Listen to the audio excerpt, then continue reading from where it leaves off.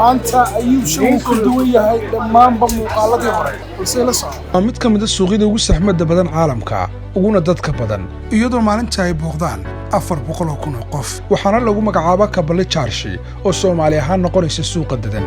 Suuqan dadan ayaa waxaa la dhisay sanadkii 1456 oo micnaheedu yahay inuu jiro 566 sano haatan. Dhismihiisana waxaa lahayd boqortooyadii Cusmaaniyiinta. waxa uu ku yaalaa goob si weyn caan uga ah magaalada Istanbul waxaana suuqan dadan ee Kabale Charshi kaalmaha hore uu kaga jiraa diiwaanka goobaha lagu booqashada badan yahay caalamka.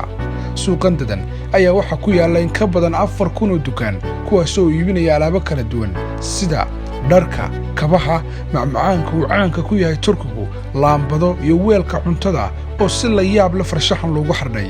sidoo kale waxaa iyaguna meesha yaala qaar ka mid ah cadarrada dunida ugu qaalisan. gudaha suuqan maqaaxiyo haya cuntooyin kala duwan oo dalka Turkigu uu caan ku yahay ayaad ka helaysaa. sidoo kale shaqaalaha suuqan ka shaqeeya ayaa gaaraya 26,000 oo qof. haddii aad rabto inaad Istanbul mar ku dalxiisto waxay ka mid noqon doontaa goobaha aad jeclaan doonto. Eyüp Show